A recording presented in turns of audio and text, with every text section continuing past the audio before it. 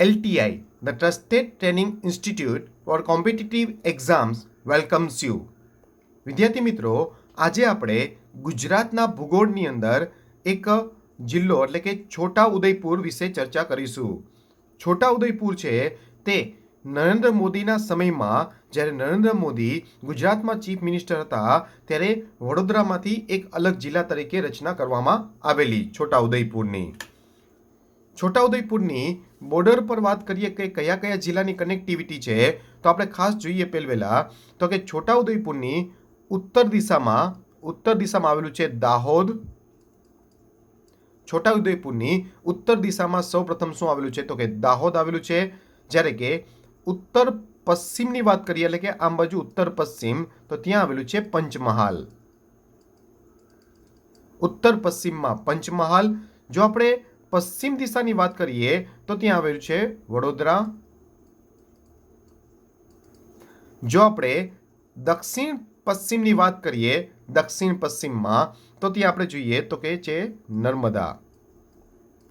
તો આ રીતે છોટાઉદેપુર છે તે 4 જિલ્લા સાથે સરહદ ધરાવે છે: દાહોદ, પંચમહાલ, વડોદરા અને નર્મદા સાથે. છોટાઉદેપુરની જો પૂર્વ દિશામાં વાત આપણે કરીએ, પૂર્વ દિશામાં, તો ત્યાં આવેલું છે મધ્યપ્રદેશ. ખાસ ધ્યાન રાખજો, ત્યાં આવેલું છે મધ્યપ્રદેશ. અને જો દક્ષિણ પૂર્વમાં વાત કરીએ તો ત્યાં આવેલું છે મહારાષ્ટ્ર.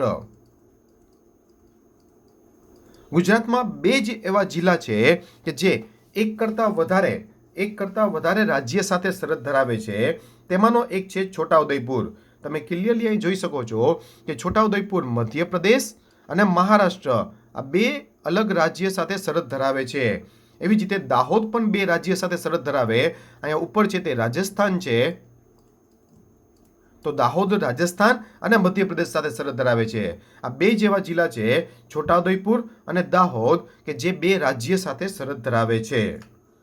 જેમ તમને કીધું કે છોટાઉદેપુરની રચના વડોદરા જિલ્લામાંથી અલગ જિલ્લાની રચના કરાયેલી છે 2013માં. જ્યારે નરેન્દ્ર મોદી ચીફ મિનિસ્ટર હતા ગુજરાતના, ત્યારે વડોદરા જિલ્લામાંથી અલગ જિલ્લા તરીકે છોટાઉદેપુરની રચના કરવામાં આવેલી છે. છોટાઉદેપુરમાં ખાસ ધ્યાન રાખો, 1857માં જ્યારે વિપ્લવો ફાટી પડ્યા હતા આખા ભારતની અંદર ઈસ્ટ ઇન્ડિયા કંપની વિરુદ્ધ, ઈસ્ટ ઇન્ડિયા કંપની કે જેની સ્થાપના 1600ની સદીમાં, ઈસ્ટ ઇન્ડિયા કંપનીની સ્થાપના 1600ની સદીમાં બ્રિટનમાં થઈ હતી ડિસેમ્બર 1600માં. તે ઈસ્ટ ઇન્ડિયા કંપનીનો અંત આવી જાય છે 1858માં. આ ઘણીવાર એક્ઝામમાં પૂછાય છે કે ઈસ્ટ ઇન્ડિયા કંપનીની શરૂઆત ક્યારે, તો કે શરૂઆત થઈ હતી તો કે શરૂઆત 1600માં અને તેનો અંત 1858માં. ત્યારે ક્વીન વિક્ટોરિયાએ જ્યારે એક જાહેરનામું બહાર પાડેલું, તેના પછી 1857માં ઘણા બધા અલગ અલગ રીઝનથી ગુજરાત તેમજ ભારત આખામાં વિપ્લવો ફાટી પડ્યા હતા. એટલે કે રમખાણો અલગ અલગ જગ્યાએ ઈસ્ટ ઇન્ડિયા કંપની વિરુદ્ધ રમખાણો ફાટી પડ્યા હતા. તેમાં છોટાઉદેપુરનું નેતૃત્વ કોણે સંભાળેલું એમ પૂછાય તમને, તો તે છે તાત્યા ટોપે. છોટાઉદેપુર, ગુજરાતની અંદર છોટાઉદેપુરનું નેતૃત્વ સંભાળનાર તો કે તાત્યા ટોપે. આ ખાસ ધ્યાનમાં રાખજો. છોટાઉદેપુરમાં વિંધ્યાચલ પર્વતમાળાના ભાગ કહેવાય છે એક વિંધ્યાચલ પર્વતમાળા. વિંધ્યાચલ પર્વતમાળા છે તેનો જે એક ભાગ છે તેમાં આબા ડુંગર, ડુંગર ગામ અને નેતી ટેકરી જે વિંધ્યાચલ પર્વતમાળાનો જ ભાગ કહેવાય છે. એક્ઝામમાં પૂછી શકે તમને કે ભાઈ આબા ડુંગર, ડુંગર ગામ અને નેતી ટેકરી કઈ પર્વતમાળાનો હિસ્સો ગણાય છે, તો ખાસ ધ્યાન રાખો વિંધ્યાચલ પર્વતમાળા. વિંધ્યાચલ પર્વતમાળા એટલે કે ભારતને ઉત્તર ભારત અને દક્ષિણ ભારત 2 ભાગમાં મધ્યથી જે વિભાજિત કરે છે તે પર્વતમાળા. તે પણ એક્ઝામમાં ઘણીવાર પૂછાઈ ગયેલું છે કે ભારતને 2 અલગ અલગ ભાગમાં, સરખા ભાગમાં વિભાજિત કરતી પર્વતમાળા કઈ છે, તો તે છે વિંધ્યાચલ પર્વતમાળા.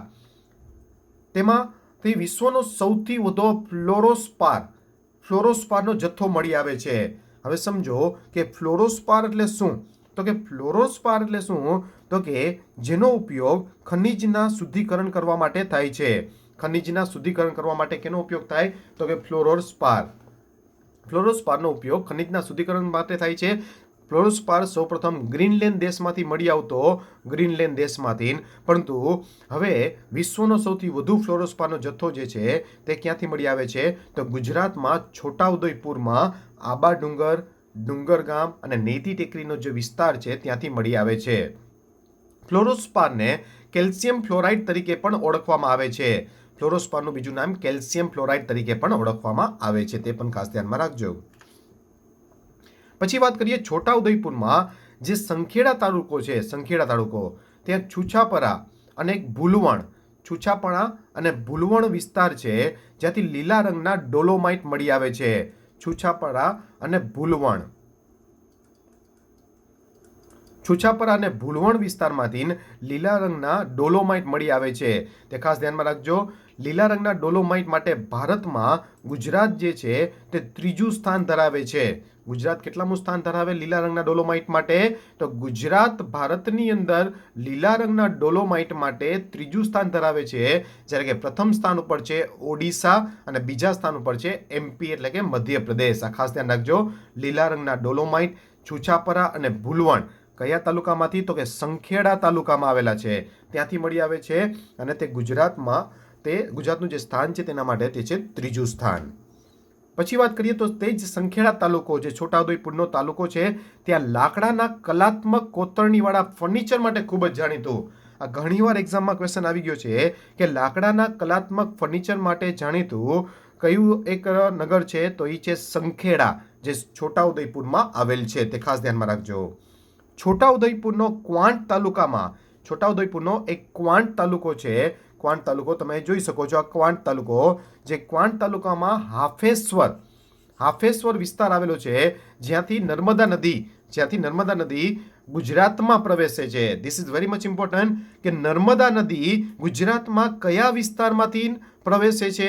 તો નર્મદા નદી ગુજરાતમાં હાફેશ્વર વિસ્તારમાંથી પ્રવેશે છે. ગુજરાતમાં હાફેશ્વર વિસ્તાર. જે નર્મદા નદીનું ઉદ્ગમ સ્થાન ક્યાં છે? તો કે અમરકંટક.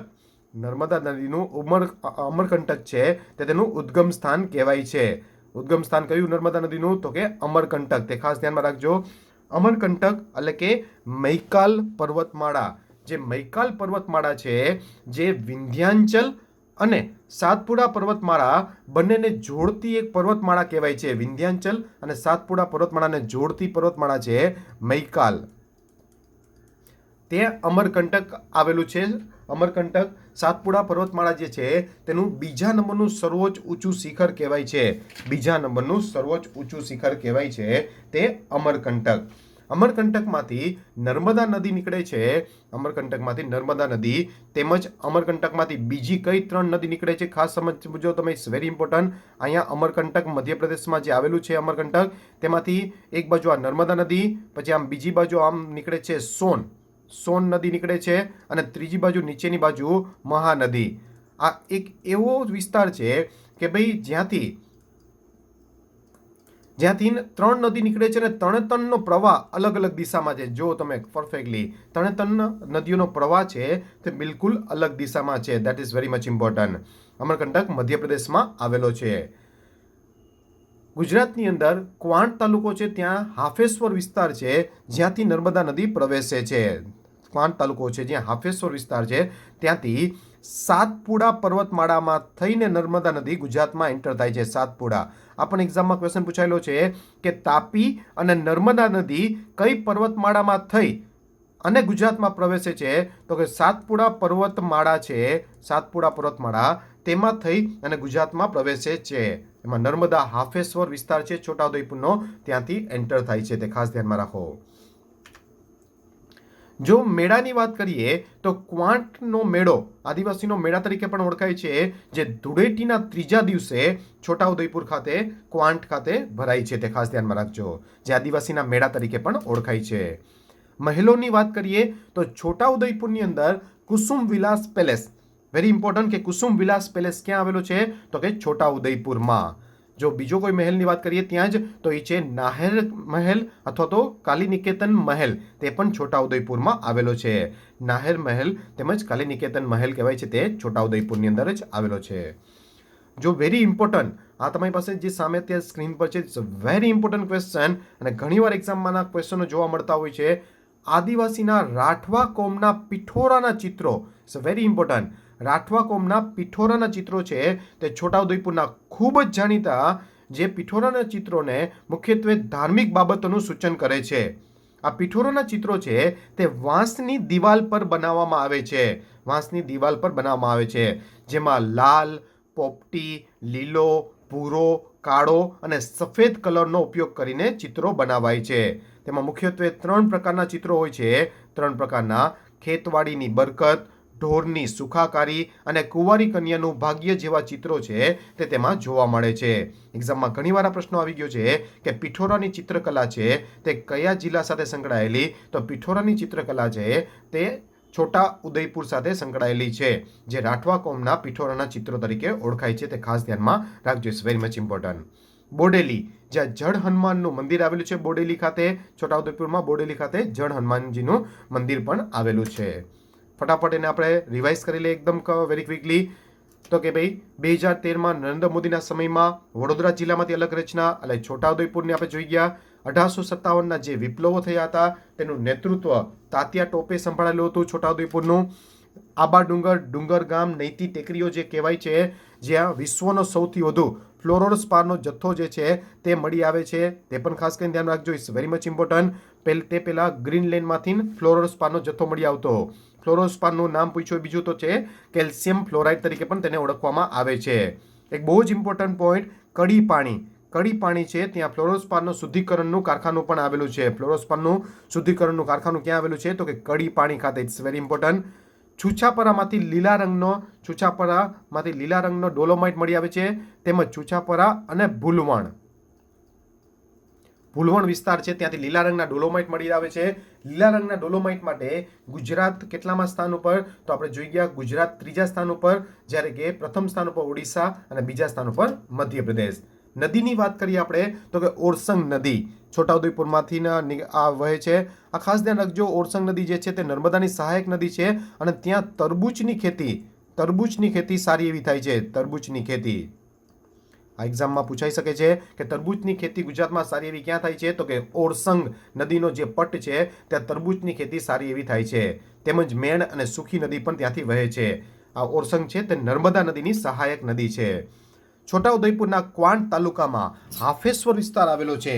છોટાઉદેપુરનો જે ક્વાંટ તાલુકો છે આપણે ડિસ્કસ કરી ગયા, જ્યાં હાફેશ્વર વિસ્તાર આવેલો છે, જ્યાંથી નર્મદા નદી સાતપુડા પર્વતમાળામાં થઈ અને ગુજરાતમાં એન્ટર થાય છે નર્મદા નદી હાફેશ્વર વિસ્તાર. આ રીતે તમારા નકશામાં જે બી ઇમ્પોર્ટન્ટ કન્ટેન્ટો હોય તેને આ રીતે તમારે નકશામાં એને ગોઠવી લેવાના, જેથી કરીને તમને મસ્ત દિમાગની અંદર ફર્સ્ટ ક્લાસ સેટ થઈ જાય. પછી તમારે ક્યારેય પણ આ દિમાગમાંથી નીકળશે નહીં. પછી ખાલી તમે જ્યારે ફરી પાછું તમે આ જિલ્લાને રિવાઇઝ કરવા બેસો ત્યારે પહેલાં તમે જેટલી વસ્તુ અહીંયા ટેકવેલી હોય તે જ વસ્તુને પહેલાં કમ્પ્લીટલી વ્યવસ્થિત રીતે વાંચી લેવાની. જેમ કે સંખેડા છે તો એવી રીતના ટેકવી દેવાનું સંખેડા, તો કલાત્મક ફર્નિચર, આવી રીતના શોર્ટમાં તમારે આને ખાસ ટેકવી લેવાનું સિમ્બલ કલાત્મક ફર્નિચર માટે, લાકડાના ફર્નિચર માટે. એટલા શોર્ટ જે વસ્તુ જેની કનેક્ટિવિટી હોય તેને ટેકવી અને નકશાને મસ્ત રીતે સેટ કરી લેવાનો.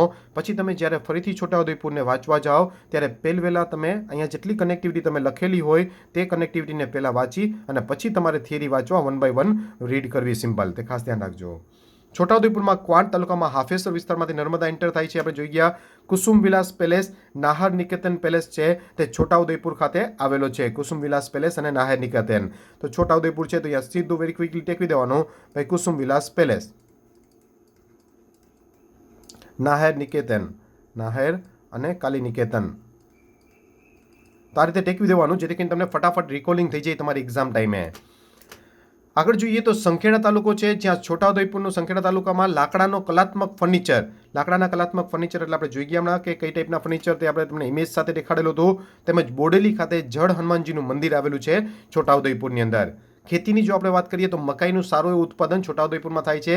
તે સિવાય આપણે જોયું ઓરસંગ નદીનો જે પટ્ટ છે ત્યાં તરબૂચની ખેતી પણ સારી થાય છે. લોકકલાની વાત કરીએ, વેરી ઇમ્પોર્ટન્ટ ક્વેશ્ચન તમારા એક્ઝામ માટે, બહુ જ ઇમ્પોર્ટન્ટ, મોસ્ટ ઇમ્પોર્ટન્ટ. તો લોકકલાની વાત કરીએ તો પિઠોરોના ખૂબ જ જાણીતા ચિત્રો છે જે છોટાઉદેપુર સાથે સંકળાયેલા છે, જે લાલ, પોપટી, લીલો, ભૂરો, કાળો અને સફેદ કલરનો ઉપયોગ કરીને બનાવવામાં આવે છે. જેમાં 3 પ્રકારના ચિત્રો હોય છે: ખેતવાડીની બરકત, તેમજ ઢોરની સુખાકારી, તેમજ કુંવારી કન્યાનું ભાગ્ય જેવા ચિત્રો જોવા મળે છે. મેળાની વાત આપણે કરીએ તો ક્વાંટનો આદિવાસીનો મેળો જે છોટાઉદેપુરમાં ક્વાંટ તાલુકામાં ભરાય છે. ક્વાંટ તાલુકામાં ધૂળેટીના 3જા દિવસે. મ્યુઝિયમમાં કંઈ ખાસ નથી. આદિવાસી લોકકલા સંગ્રહાલય એક મ્યુઝિયમ આવેલો છે. છોટાઉદેપુરની અંદર તમારી એક્ઝામ પોઈન્ટ ઓફ વ્યૂથી જે મહત્ત્વની વસ્તુઓ હતી તે કમ્પ્લીટ આપણે અહીંયા ડિસ્કસ કરેલી છે અને વ્યવસ્થિત રીતે જો તમે દિમાગમાં સેટ કરીને રાખો, આની નોટ્સ ફર્સ્ટ ક્લાસ રીતે તમે તૈયાર કરી લેશો તો તમને આવનારી એક્ઝામની અંદર આનો સારો એવો બેનિફિટ મળી રહેશે. તો છોટાઉદેપુરમાં આજ માટે આપણે આટલું રાખીશું. Thank you.